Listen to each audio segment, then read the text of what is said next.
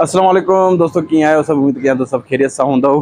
तो दोस्तों, बारिश कराची में शुरू थी चुकी है। 2 ॾींहंनि खां बारिश कंहिं हल्की कंहिं तेज़ बारिश हली रही है। छो जो पोएं व्लॉग में मां तव्हांखे ॿुधायो त बारिश जा इम्कान आहिनि, पर बारिश हिते 2 ॾींहं थी विया आहिनि, शुरू थी वई आहे। ऐं ॾाढो ज़बरदस्त मौसम एडवेंचर थी चुको आहे। ॾिसो जेको आहे त हे बादल वग़ैरह बि आहिनि ऐं हे ॾिसो हिते गप थी चुकी आहे। त बारिश हली रही आहे कराची में, इंजॉय थी रही आहे। ॾाढो ज़बरदस्त मौसम आहे। ऐं छो जो जंहिंमहिल बारिश थींदी आहे त मौसम ॾाढी ज़बरदस्त थी वेंदी आहे कराची जी। ऐं जेको गर्मी जो ज़ोर उहो सफ़ा टुटी वियो आहे हिन वक़्तु। ऐं माण्हू इंजॉय करे रहिया आहिनि पंहिंजे कोठनि ते, पंहिंजी बिल्डिंगनि ते मथे बीठा आहिनि। ऐं असां बि इंजॉय करे रहिया आहियूं। पंहिंजो घणो ॾिसूं था त बारिश थी आहे, उन वीडियो ॾिसूं था।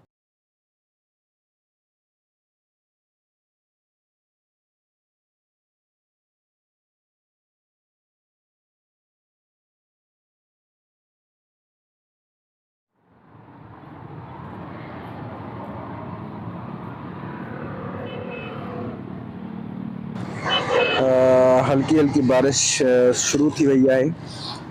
ऐं ॾिसो था त रोड वग़ैरह जेको आहे आलो थी वियो आहे। ऐं मौसम ॾाढी ज़बरदस्त थी वई आहे माशाल्लाह। कराची जी नवीद बि इंजॉय करे रहियो आहे, ॿाहिरि ॾिसो था ऐं मथां झड़ियाली लॻी पई आहे, सुकून आहे। ऐं मौसम जेको आहे त थधी थी वई आहे। ऐं मूंखे सोट फ़ोन कई त चई अच त पकोड़ा था पचाई, त हलूं था हुनजी हालत ॾिसूं था। तो दोस्तों, गरम गरम पकोड़ा भी तैयार थी रहा है। आलू वाला पकोड़ा ऐं मिर्चन वाला पकोड़ा ॾाढा ज़बरदस्त हूंदा आहिनि, ॾाढा टेस्टी हूंदा आहिनि, ॾाढा मज़े वारा हूंदा आहिनि। ऐं जॾहिं थधी मौसम हुजे ऐं गरम पकोड़ा या गरम का शइ हुजे त ॾाढो मज़ो अची वेंदो आहे। त पकोड़ा तैयार थी रहिया आहिनि ऐं पकोड़ा खाऊं था। ॾाढो ज़बरदस्त मज़ो आहे पकोड़नि में। ऐं केचप बि आहे असां वटि। केचप सां गॾु त तक़रीबन 4 चंड लॻी वेंदा आहिनि पकोड़नि सां। ॾाढो मज़ेदार आहे।